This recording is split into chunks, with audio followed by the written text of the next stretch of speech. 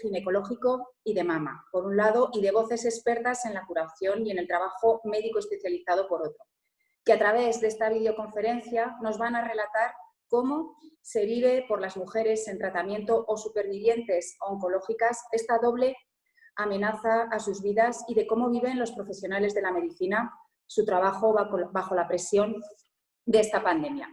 Por eso, desde la Consejería de Acción Social y Familia, y en especial desde el Servicio de Mujer e Igualdad del Ayuntamiento de Zaragoza, hemos querido dar soporte y sumarnos a esta iniciativa que parte de la Asociación de Afectadas por Cáncer de Ovario, ASACO, y de la Asociación de Mujeres Aragonesas de Cáncer Genital y de Mama, AMACGEMA.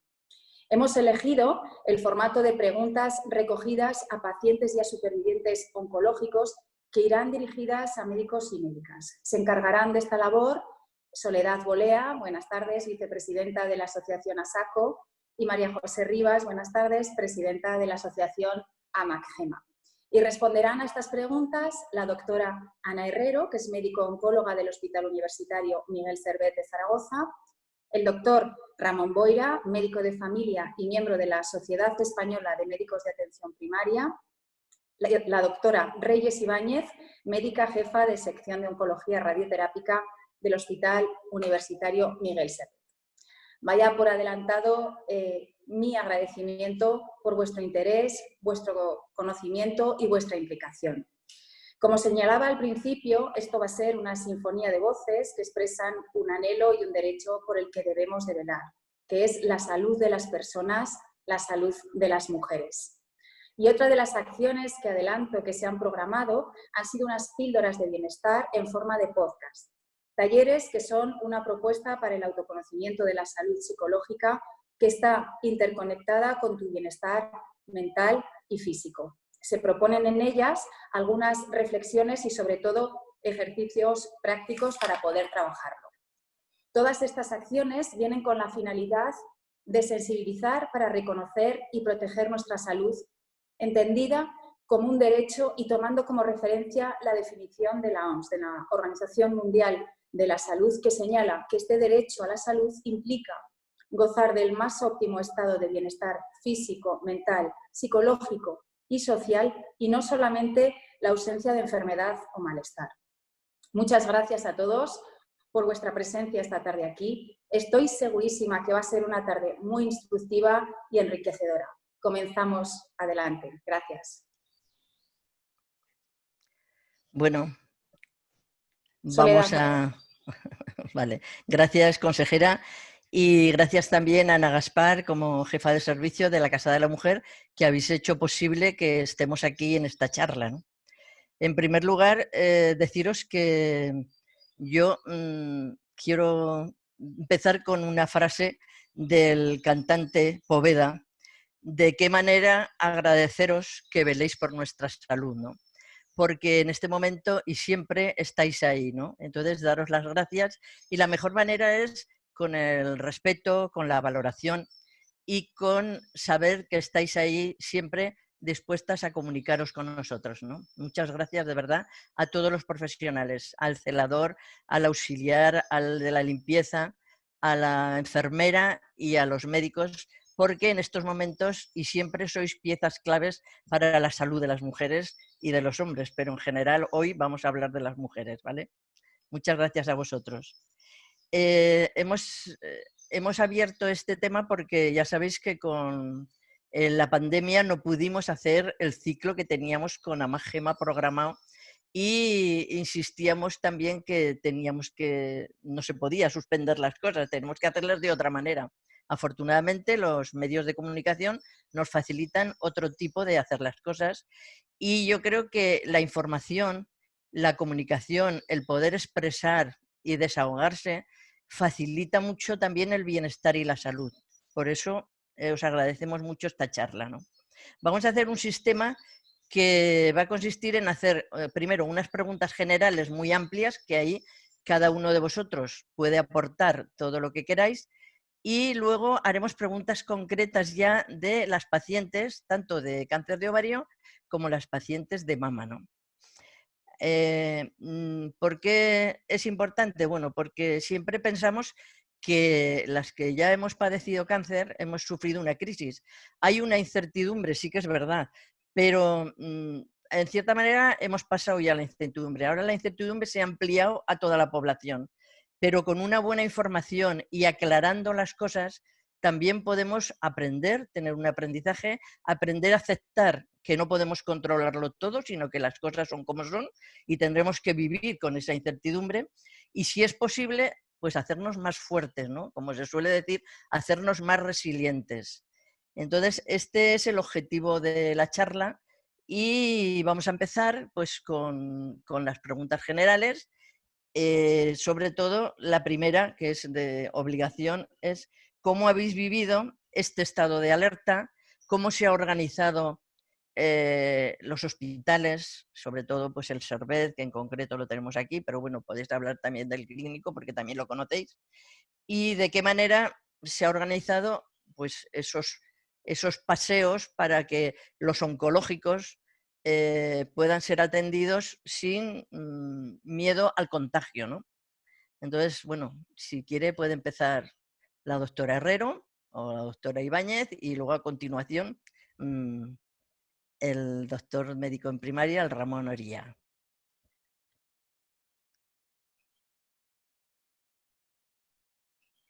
Hay que darle al micro. Sí, que le doy, que se me había olvidado. Como me has nombrado a mí la primera, te contesto yo, te digo un poco cómo lo hemos vivido en el Servet y qué es lo que hemos hecho.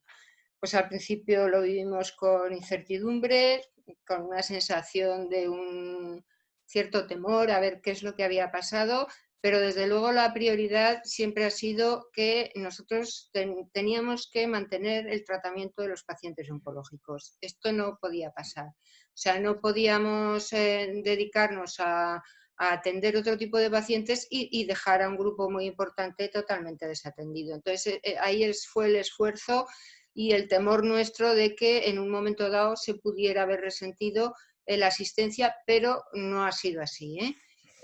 Nosotros el hospital de día ha estado trabajando al completo en todo momento, no se ha suspendido ningún tratamiento y la planta de oncología se trasladó a un sitio más seguro del Hospital Miguel Servet, en concreto al edificio de traumatología, donde se trasladaron también otras especialidades, con el fin de mantener a nuestros pacientes lo más aislados posibles de un posible contagio.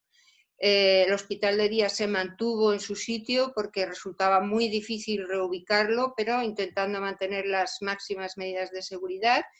Y con respecto a las visitas o las revisiones de pacientes que están curados y están exclusivamente en revisiones, pues para intentar evitarles el tener que acudir al hospital y asumir el riesgo de entrar en contacto con este virus, se han realizado las revisiones por vía telemática o por teléfono. Es decir, los pacientes se hacían sus pruebas y nosotros les llamábamos por teléfono, les preguntábamos un poco en qué situación se encontraban, cuál era el resultado de las pruebas y si todo estaba correcto, pues ya les gestionábamos la siguiente visita con las pruebas correspondientes y todo se ha hecho enviándolo por correo y por teléfono. Pero los pacientes que necesitaban un tratamiento, pues una quimioterapia intravenosa, venían al hospital de día y se le administraba. En cuanto a los pacientes que llevan tratamientos orales que tienen que recoger en la farmacia, la verdad es que agradecer a la farmacia del hospital y yo creo que también a la Cruz Roja, que es la que se ha implicado, porque los tratamientos orales se podían llevar al domicilio del paciente. Se realizaban las analíticas y si todo estaba correcto y necesitábamos suministrarle una medicación que es de dispensación hospitalaria, pues en vez de tener que venir el paciente a recogerla, se le enviaba a su domicilio. Entonces, bueno, pues desde nuestro punto de vista yo creo que hemos superado esta crisis de una forma razonablemente exitosa, ¿no? Y bueno, ahora estamos intentando retornar la normalidad, ¿no? Esto es lo que podía Ahora la decir por doctora lo que Ibáñez. respecta a mi servicio, oncología médica. Muchas gracias, doctora Herrero. La doctora Ibáñez. Sí. Hola a todas, a todos, encantada de estar de nuevo aquí, Sole. Pues muy parecido en lo que serían las líneas muy comunes o la estrategia que seguimos a la oncología médica. En nuestro caso, el principal objetivo inicial fue mantener al 100% los tratamientos de aquellos pacientes que estaban en radioterapia.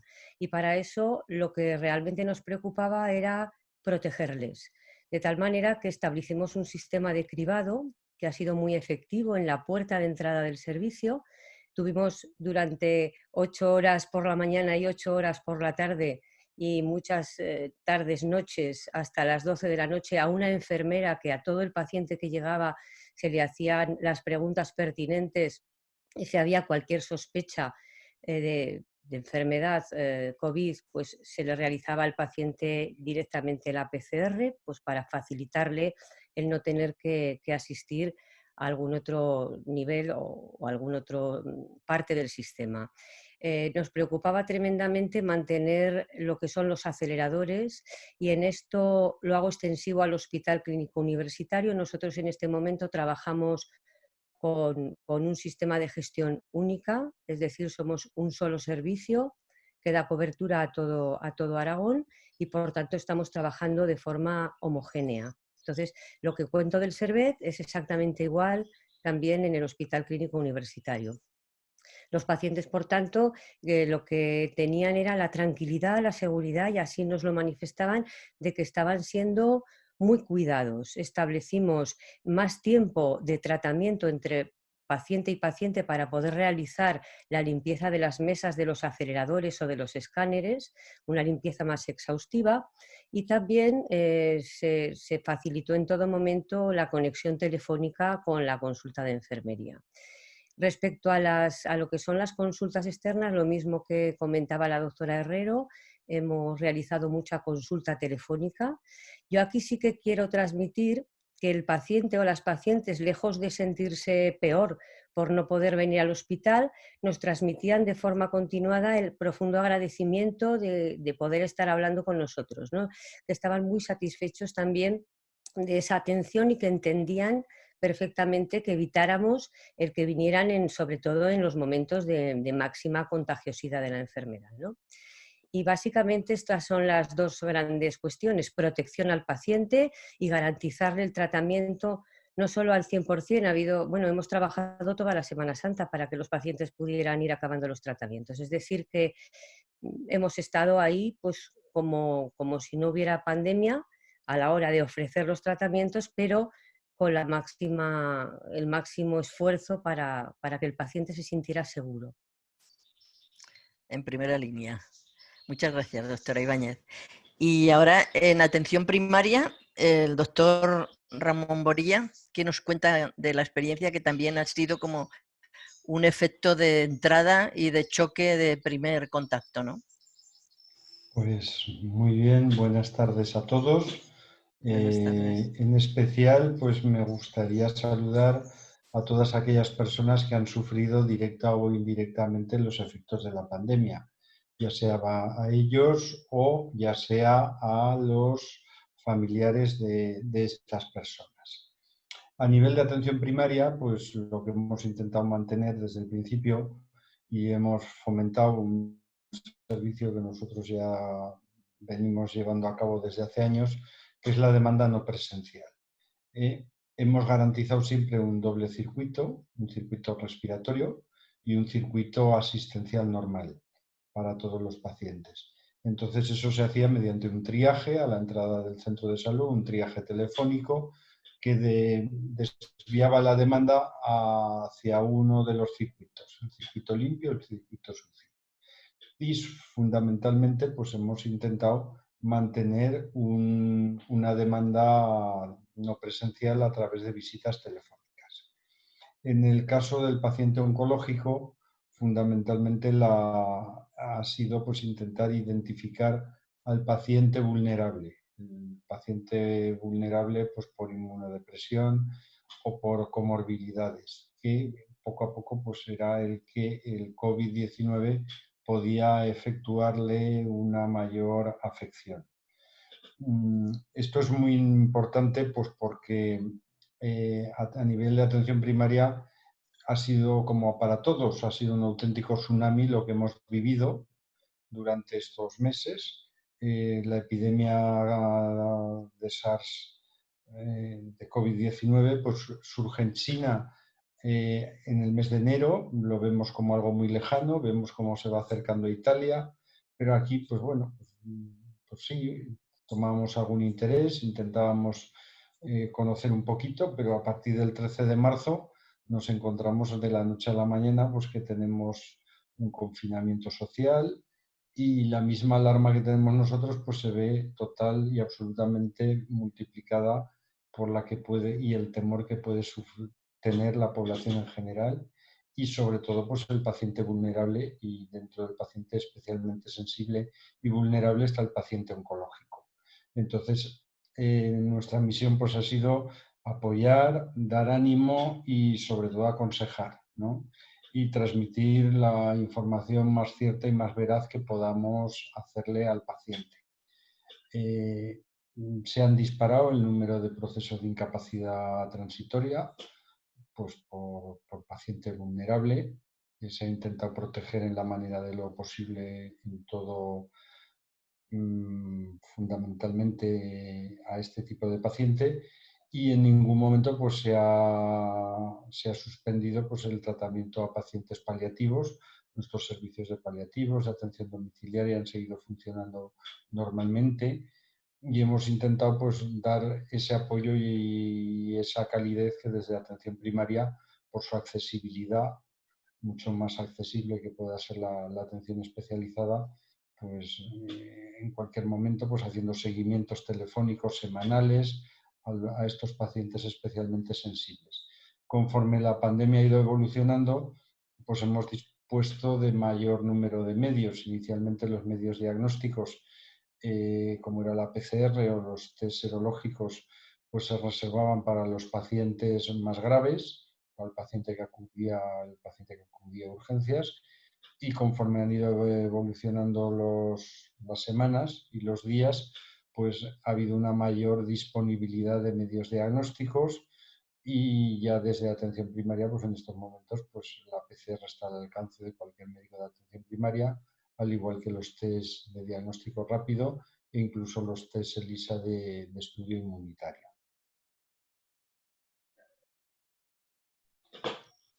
Muchas gracias, doctor Boria. La siguiente pregunta es sobre qué cuidados, tanto cuidados o consejos de los médicos como autorresponsabilidad de los cuidados de una misma es necesario para, siendo una mujer oncológica, con tratamiento oncológico, evitar el COVID, ¿no? Eso yo creo que también la podéis contestar los tres, ¿no? ¿Qué tipo de cuidados y de alimentación de todo tipo que veáis, pero a la vez qué tipo de autocuidados y de responsabilidad de cada uno para evitar el contagio, ¿no? Si quieres, empieza. Pues bueno, si quieres, continúo. Fundamentalmente las medidas no difieren de las medidas que tiene que tomar la población general. El principal medio de transmisión del paciente del COVID-19 es a través de las gotitas respiratorias, las gotitas de flujo.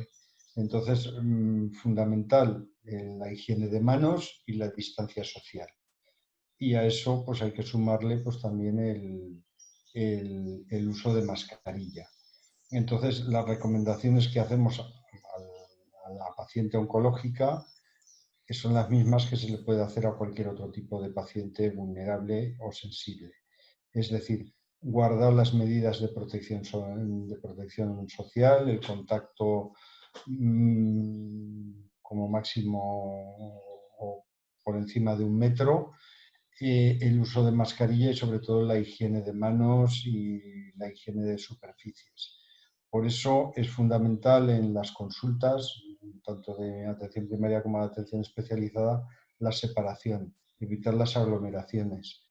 Como bien decía Reyes, eso nos obliga a un nuevo modelo asistencial con separación de los pacientes, no pueden estar juntos, no pueden ir con acompañantes. Las salas de espera, pues tiene que haber 2 asientos libres por cada paciente que está en la sala de espera. Entonces, ese tipo de cambios son los que nosotros más hemos ido concienciando y educando a la población en ese sentido. Supongo que Ana y Reyes tendrán la misma opinión. Sí. A ver, Ana. Pues yo totalmente de acuerdo, vamos, que en general los pacientes oncológicos ya son pacientes que están especialmente sensibilizados con el riesgo que pueden tener de contraer una infección y en este sentido, bueno, pues les han dado las pautas generales sobre el modo de transmisión del virus y las medidas para tratar de evitar un contagio, que son las que ha comentado el compañero, pues mantener la higiene, la distancia social, evitar aglomeraciones. Y nosotros también en nuestras unidades hemos intentado mantenerlas en la medida de lo posible, ¿no? Intentando evitar un número elevado de acompañantes, espaciar un poco más a los pacientes, pero en general yo creo que nuestros pacientes están especialmente instruidos para evitar los contagios de cualquier tipo y han resultado pues, ser pacientes muy, muy disciplinados, diría yo. Doctora Ibáñez. Sí, yo quizá pues añadir a lo que ellos han dicho la dificultad a veces estructural que tenemos en estos hospitales que tienen ya tantos años, también ocurre con los centros de salud, donde no tenemos mucho espacio físico. Entonces, para garantizar esa protección a los pacientes, que estén cómodos en las salas de espera y poder también los profesionales trabajar guardando las distancias, porque nosotros, por ejemplo, trabajamos en salas de planificación de radioterapia y a lo mejor estábamos 8 o 10 profesionales trabajando todos juntos. Pues bueno, nos hemos desdoblado en turnos de forma voluntaria pues para proteger también a los equipos y a los pacientes. Quizá un poco al hilo de lo que decía Ana, pues en las pacientes oncológicas que son en general pacientes muy sensibilizadas, que leen mucho y que se corresponsabilizan en los cuidados, pues bueno, insistir en que como siempre una buena dieta mediterránea, que es la que ha demostrado tener o ser un factor de protección real de algunas neoplasias como el cáncer de mama o el hecho de hacer ejercicio físico. O yo, por ejemplo, estos días tengo que deciros que he tomado más vitamina C o he tomado más naranjas, que pues un poco pues, con esa intención de contribuir a mantener el sistema inmune. Pero fuera de eso, yo creo que como cualquier otra persona, pues los cuidados que hemos comentado de distanciamiento social, de mascarilla cuando este no es posible, aunque ahora ya sabéis que es obligatoria, y bueno, pues limpieza, higiene y poco más. Y Y luego responsabilidad social. desde la parte psicológica que a mí me toca, el tener una mente con un buen pensamiento que no te lleve a los miedos y que el miedo se apodere de ti, ¿no? Eso también es importante. Bueno, ahora viene otra que es esta es sobre todo para la doctora Herrero y la doctora Ibáñez, sobre las innovaciones. Sabemos que en el Servet están siempre innovando, en el clínico también, que los tratamientos siempre se intentan estar a la última para curar a los pacientes y que en ginecología y en mama se ha hecho en el servicio de oncología radioterápica también un gran esfuerzo en estos momentos y están a la vanguardia de muchos temas. Entonces, contarnos, por una parte, cómo están los tratamientos a nivel oncológico y si hay alguna novedad en lo que es estos años. Hay un tema que también, pero que no vamos a entrar en debate, que una paciente ha dicho que hay productos de tratamiento oncológico que se pueden dar en unas comunidades y en otras no. Pero bueno, esto es otro tema que también no sé si vamos a entrar ahí. Yo creo que lo importante es ver cuáles son en estos momentos los tratamientos más eficaces y que están funcionando, ¿no? Los novedosos. La doctora Herrero. Bueno, pues como tratamientos novedosos, yo creo que son tratamientos en este momento conocidos. Tenemos fundamentalmente a nivel ginecológico tratamientos antiangiogénicos, inhibidores de PARP. Estos tratamientos ya estaban disponibles desde hace unos años y quizá lo que está cambiando es las indicaciones de uso, que hasta ahora pues, se usaban en recaída, estamos empezando a tratarlos en primera línea. En algunos casos, bueno, en muchos casos los tenemos que pedir todavía porque no están aprobados y los pedimos individualmente para cada paciente cuando así es necesario, pero en líneas generales, salvo estos cambios de posicionamiento en el momento del tratamiento, pues los tratamientos disponibles son los mismos. Con respecto a innovación, una cosa que no hemos comentado es los ensayos clínicos que tenemos abiertos en el Hospital Miguel Servet, pues durante el momento de la crisis más aguda se cerró el reclutamiento de los ensayos y a mí me pareció una medida sensata porque el hospital tenía que hacer un esfuerzo, tenía que prepararse para un esfuerzo tremendo y que no sabíamos hasta dónde iba a llegar el pico de la pandemia y no podíamos garantizar el mantener una asistencia tan rigurosa como exige un ensayo. Eso sí, las pacientes que ya estaban incluidas en el ensayo se ha mantenido el tratamiento sin ningún problema. Y el cierre del reclutamiento del ensayo no significa que esa paciente se haya quedado sin tratamiento, significa que la paciente ha sido tratada con un tratamiento estándar. Entonces, yo esto es lo que quiero decir con respecto a la innovación. En este momento, nuevamente, los ensayos han reabierto su reclutamiento y estamos trabajando con absoluta normalidad. ¿Y en radioterapia oncológica? Bueno, pues en este momento distingo lo que sería cáncer de mama y cáncer ginecológico.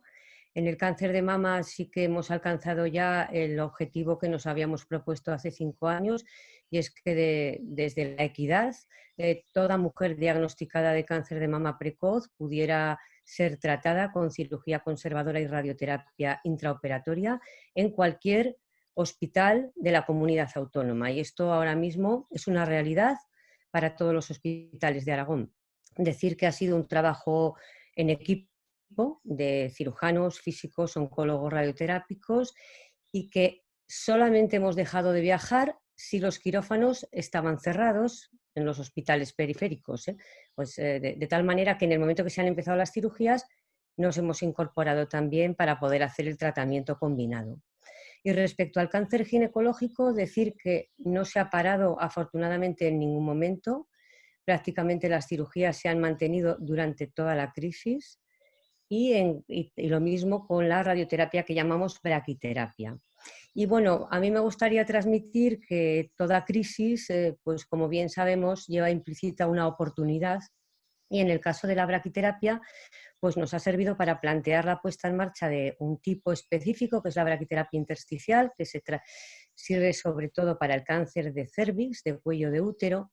Hasta ahora estábamos mandando a las pacientes al Hospital de Navarra para realizarla, pero a partir de hoy nos han confirmado ya en el Hospital Clínico Universitario que nos dan pues pista libre para poder realizarlo aquí ya en Zaragoza, concretamente en el radioquirófano del clínico. Y respecto al cáncer de mama, pues decir que de acuerdo con toda la comunidad científica española y sobre todo el grupo de investigación en cáncer de mama, nos pusimos manos a la obra para digamos, llevar a la práctica clínica lo que eran los resultados de varios ensayos de no inferioridad, que luego sí explicaré si alguien tiene dudas, lo que quiere decir, para poder ofrecer tratamientos de radioterapia óptimos en situaciones de pandemia.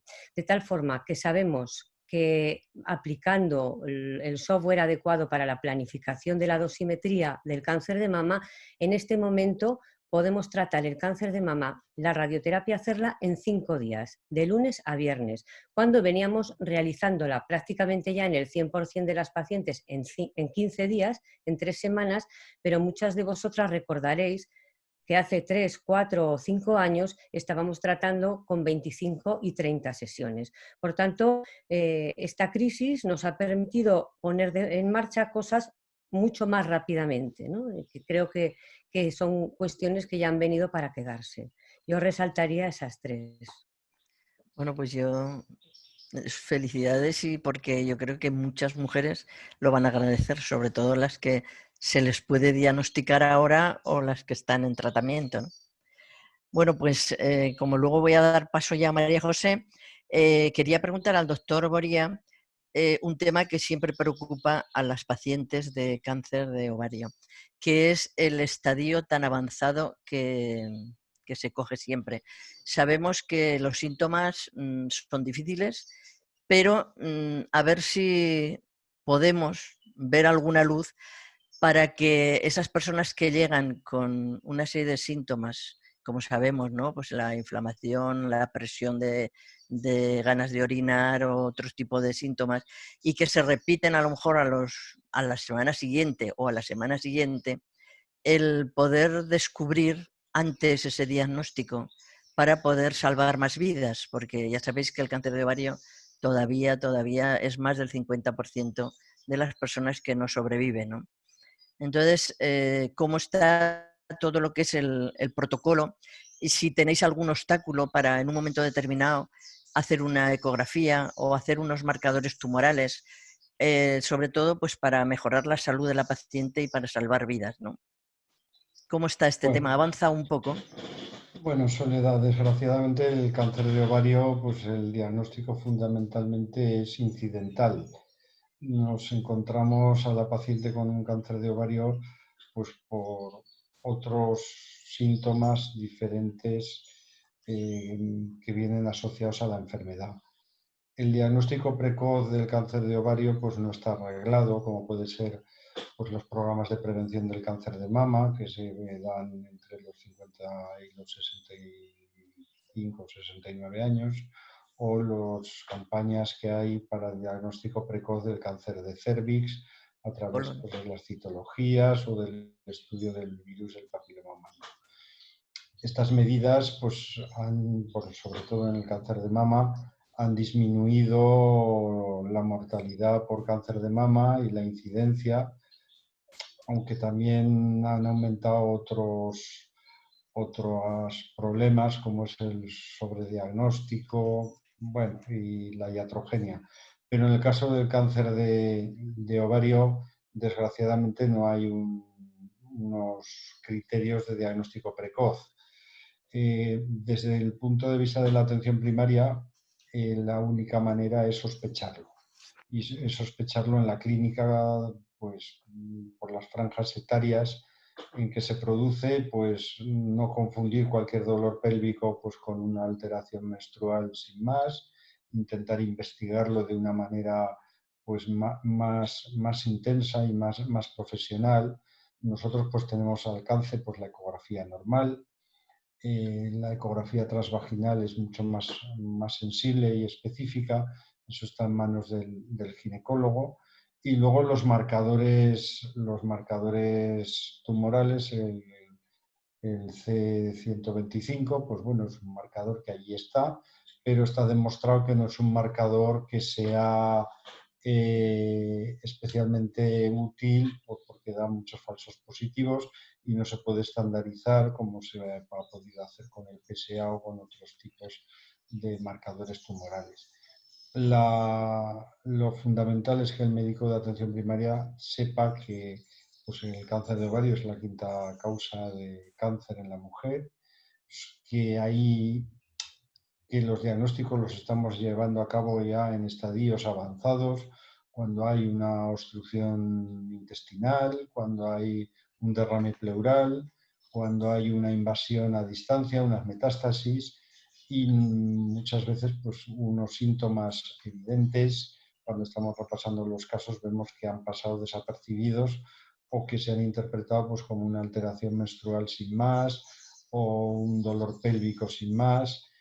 Y bueno, pues tenemos que hacer un seguimiento especial.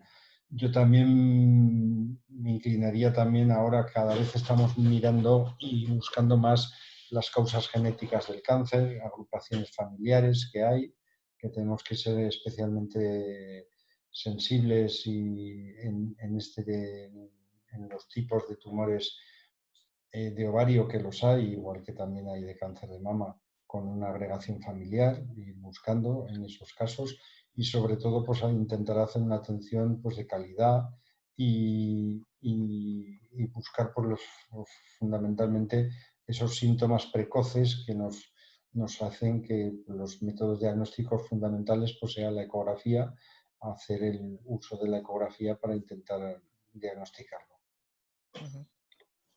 Bueno, pues yo tengo ya la última pregunta y paso a María José, que es sobre el consejo genético. Esto es para la doctora Herrero. Dice, me preocupan mis hijas. ¿Dónde lo puedo hacer? ¿Es importante hacer el consejo genético? A ver, yo quería, lo primero aclarar, más que consejo genético, porque esto se presta un poquito a confusión, consejo de cáncer hereditario. Porque, claro, estudio genético, todos los cánceres son genéticos, pero no todos son hereditarios. Lo que quería decir es que en estos momentos a toda paciente diagnosticada de un cáncer de ovario se le hace un estudio de mutaciones de predisposición para cáncer de ovario hereditario. Y a las pacientes que teníamos en seguimiento, aunque ya lo hubieran pasado, también se lo hemos hecho.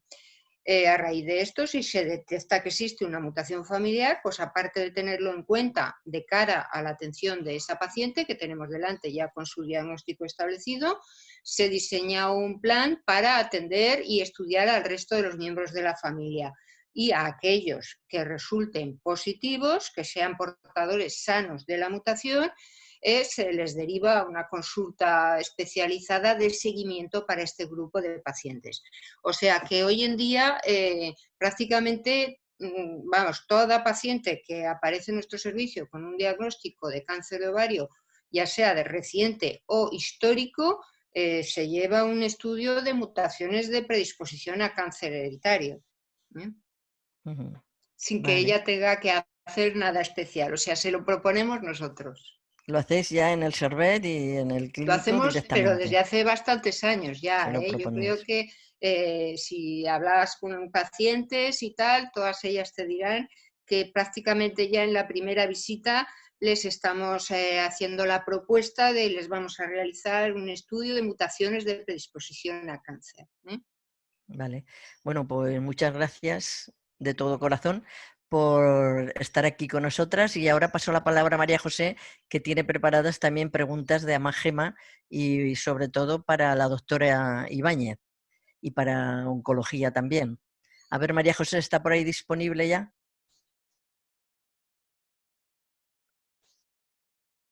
No. Micro, María José, que no se te oye. Abre el micro. Abre el micro, que lo tienes apagado. ¿Ahora? Ahora. Ya. Vale, le había dado. Bueno, pues estaba diciendo que, bueno, buenas tardes a todos. Me uno a las palabras de agradecimiento que ha dicho Soledad y también los demás de estar aquí en esta conferencia y poder disfrutarla. Y estas palabras de agradecimiento que comparto, sin duda quiero decir a todo el sistema sanitario que a nosotras pues no nos cabía la duda de que iban a estar allí, van a estar al 100% porque llevan muchos años demostrándolo, y así lo sentimos todas, y esto es el sentir de Amagema, que siempre hemos estado muy cuidadas y bueno, y que no nos cabía ninguna duda que el sistema sanitario en esta pandemia iba a estar a tope y al 100%. Dicho esto, quería hacer una pregunta que es general, porque no sé a quién dirigirme, no sé si a la doctora Herrero o Ibáñez, o la doctora Ibáñez. Son preguntas que nos han hecho las pacientes de Amagema y, bueno, la mayoría, como sabéis, son muchas las socias que ya están hace ya tiempo que han dejado el tratamiento, y entonces su pensar es, al haber pasado el cáncer y en estos momentos no llevar ningún tratamiento, si realmente somos consideradas pacientes de riesgo, las secuelas que puede dejar el virus en una paciente de estas características y en el caso de tener síntomas leves, si deberíamos de acudir para ingresar en un hospital. Reyes o doctora Herrero. Si queréis, empiezo yo. Yo creo que las pacientes que han superado o que han tenido un cáncer, habría que distinguir dos grupos de pacientes. Una, la paciente que tuvo un cáncer, recibió un tratamiento, está en revisiones, libre de enfermedad. Esta es una paciente que potencialmente es una paciente que está curada, porque si no tiene una recaída, pues una paciente que está curada. Entonces yo creo que esta, salvo que el tratamiento sea muy reciente o que tenga alguna complicación grave o alguna enfermedad sobreañadida, yo no la consideraría una paciente con un riesgo especial. Otro caso sería aquella paciente que tuvo un cáncer y ha tenido una recaída o está con un tratamiento en este momento. Esto es otra situación. Entonces yo creo que esta última sí que debería de ser considerada una paciente de riesgo y evitar en la medida de lo posible cualquier riesgo de contagio para ella. Vamos, esta sería un poco la visión que tenemos nosotros en esta situación. Y cuando estamos en un tratamiento hormonal en estos momentos.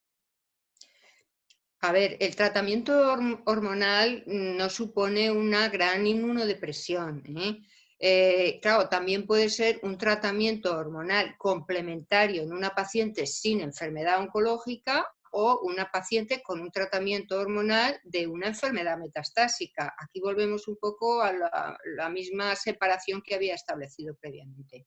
Si es un tratamiento hormonal y es una enferma o una paciente que tiene enfermedad activa en ese momento, yo seguiría considerándola una paciente de riesgo y especialmente vulnerable. Si es una paciente que lleva un tratamiento hormonal complementario a una cirugía, un tratamiento potencialmente curativo, a ver, el tratamiento hormonal no supone una gran inmunodepresión. Yo creo que esta paciente podría ser considerada pues, una paciente inmunocompetente dentro de la población general. Es que la pregunta en realidad del miedo que tienen es si pasan el COVID, si tienen más riesgo a una recidiva. Bueno, pues yo creo que esa pregunta la vamos a resolver rápidamente porque yo creo que el que tengan una recidiva es totalmente independiente a que si se contagian o no se contagian del COVID. La recidiva pues es un drama en la mayoría de las enfermedades oncológicas, pero el hecho de contagiarse o de enfermar no va a significar un aumento de riesgo de tener una recaída del tumor. Muy bien. Para Reyes, por ejemplo, ¿sí? No, quería un poco abundar en lo que había comentado Ana y deciros que efectivamente por el hecho de haber padecido un cáncer, de momento no hay ningún estudio que concluya que hay más riesgo para padecer la enfermedad por el coronavirus, y deciros que los auténticos factores de riesgo en esta enfermedad, factores de riesgo no tanto para contraer el virus, sino para tener una forma grave o severa o con un alto grado o un alto componente inflamatorio, son comorbilidades. O sea que es el factores de riesgo, y esto Ramón pues lo puede explicar mucho mejor que yo, es tener diabetes, es ser obeso, es ser fumador, es padecer enfermedades pulmonares crónicas, es decir, son otros factores de riesgo, pero no tenemos ahora mismo datos ni evidencia para poder decir que haber tenido un cáncer sea un factor de riesgo. Entonces, en ese sentido, transmitir tranquilidad. O sea, que no somos más vulnerables por ello. De momento no hay ninguna evidencia científica en este momento. Se ha publicado un estudio donde no hay ningún dato concluyente. Pues la mayoría de las preguntas de las pacientes van sobre ese tema, así que bueno, voy a seguir, porque dicen, si he sido recientemente diagnosticada de cáncer, que voy a llevar un tratamiento de quimioterapia, de radioterapia, o lo estoy empezando, el contacto con los familiares es peligroso, tengo que tener más precauciones que el resto, ¿se recomienda que yo pueda pasear o me tengo que quedar en casa? A ver, La paciente vulnerable, en los protocolos que tenemos en atención primaria, no hay ningún problema para que esta paciente, si por ejemplo está trabajando, se le dé una baja laboral. Sobre todo si es una paciente vulnerable que está con un tratamiento quimioterápico o con un inmunomodulador o con corticoides. Vale, eso está totalmente estandarizado y lo tenemos muy claro, tanto los médicos de atención primaria como las mutuas de trabajo, de que la paciente en estas circunstancias pues, se le aparta de su puesto de trabajo a través de un procedimiento de incapacidad laboral. Eso no hay ningún problema. Respecto a las precauciones que tiene que tener, pues son las generales. Evidentemente, pues las visitas, pues contra menos, mejor.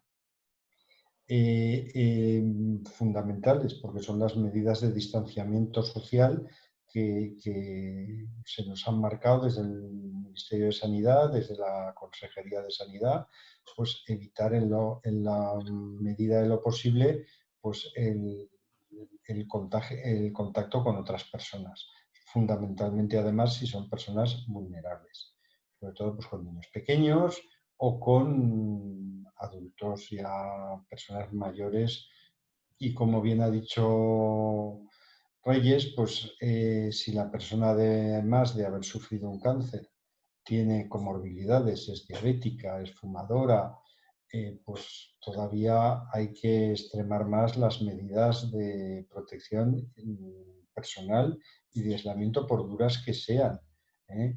El problema ya es pues, cuando pues, es una persona joven, con niños pequeños, pues incluso pues, tenemos que dar recomendaciones incluso duras pues, de distanciamiento social, claro.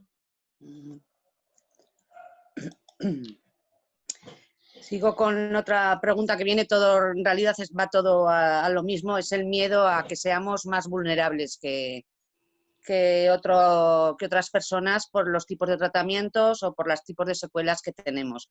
Una de ellas pregunta que después de un tratamiento de Herceptin, al pasar el COVID, puede ser más agresivo. Yo supongo que a lo mejor ni lo sabemos, porque no sé, pero bueno, es una pregunta que tienen las mujeres que han estado en tratamiento con Herceptin.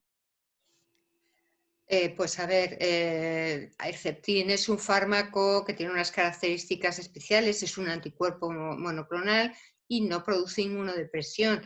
De verdad que en este momento no hay ningún estudio del cual podamos tirar para poder asegurar que suponga o deje de suponer un factor de riesgo. Y como no tenemos ningún estudio, pues caben dos tipos de conclusiones. Uno, primero, que habrá que mantener prudencia y la otra, pues bueno, dado que no es un tratamiento inmunodepresor, pues yo creo que cierto margen de seguridad sí que nos da, que no sería como una quimioterapia que produce inmunodepresión que viene acompañada de un tratamiento con corticoides, es decir, que si la paciente está en tratamiento con Herceptin exclusivamente, un Herceptin de mantenimiento sin quimioterapia acompañante, yo creo que transmitir una cierta tranquilidad, no hay nada que nos haga pensar que pueda ser especialmente vulnerable, pero la prudencia siempre es una buena virtud y, hombre, haría bien esa persona en tratar de protegerse, ¿no? Otra pregunta viene, ya digo que bueno, que viene más o menos de lo mismo, en la otra secuela, que es el linfedema, que si puede tener problemas con el linfedema al contagiarse del COVID. Yo no le veo mucha relación, pero no sé si tendrá. No, pues yo creo que no tiene ninguna relación, ¿eh?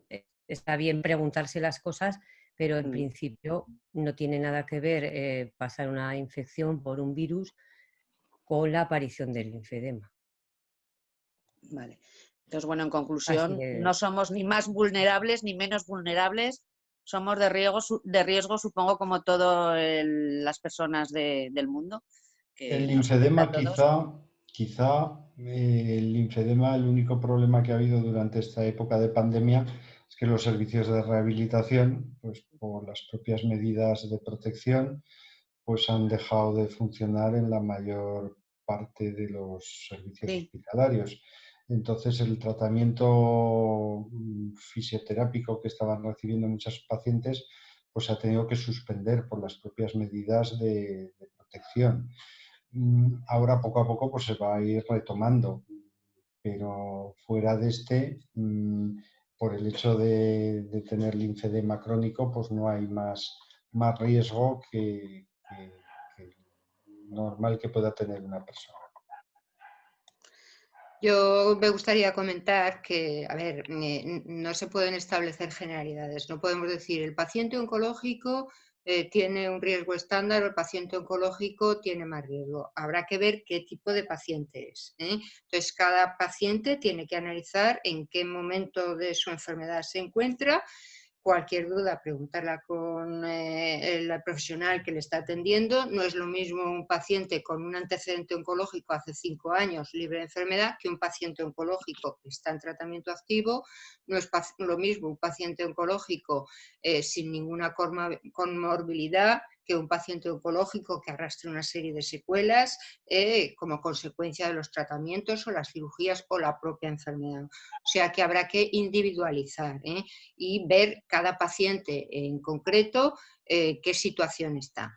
Cualquier duda que le pueda surgir al paciente, lo mejor que puede hacer es consultar con el profesional que tiene, médico de atención primaria, el oncólogo si tiene una visita prevista con él y tratar de aclarar todas las dudas. Muy bien, pues yo ya, como hay algunas otras preguntas que ya las ha comentado Sole, yo ya no tengo más preguntas para exponer. Muchas gracias por contestar a todas las dudas que tienen las pacientes de Amagema. Y bueno, Sole, creo que tienes... Bueno, pues yo creo que ha sido casi una hora justa y es un tiempo ya prudente porque si no las personas se agotan también. Yo creo que ha sido interesante aclarar bastantes cosas. Ya veis que a veces hay miedo, pero que a veces es cuestión simplemente de dejarlo claro, que no tiene nada que ver una cosa con otra, ¿no? Pero siempre se piensa que el oncológico es potencialmente mucho más propenso a coger la COVID que otro paciente, pero por lo visto, y afortunadamente es una buena noticia que tampoco tiene por qué ser así, sino que hay mujeres oncológicas que han pasado la COVID y encima lo han superado, ¿no? Quiero decir que eso lo comentaban antes en la tertulia y que normalmente pues que está en el riesgo como está toda la población en estos momentos, ¿no? Daros las gracias por estar aquí, por vuestra disponibilidad, por vuestra facilidad de comunicarse con las pacientes, como siempre, como dice María José, y hasta la próxima, ¿no? Nos veremos en otros acontecimientos. Ahora la consejera se querrá despedir y clausurará. Bueno, yo simplemente quería daros las gracias a todos vosotros y a todos los que nos están escuchando hoy porque, bueno, sois unos excelentes profesionales, está claro, lo tienen claro todos los pacientes, lo tenemos claro todos nosotros, pero también es verdad que esta tarde habéis hecho algo muy importante, es dar tranquilidad, porque el bienestar mental y psicológico también es muy importante en esta enfermedad. Y bueno, estas semanas y estos meses nos han llevado pues a tener cierta intranquilidad y sobre todo más a este tipo de pacientes. Me parece muy importante darles ese apoyo que dais estas semanas pues, con las llamadas que se han hecho y demás. No poder estar en contacto ha sido complicado para todos ellos. Yo creo que hoy ha sido tremendamente importante, de verdad, que les deis ese bienestar psicológico y mental. Y muchísimas gracias por todo. Espero que nos encontremos muchas veces más hablando y avanzando en estos temas cuando queráis. Muchísimas gracias a todos, de verdad.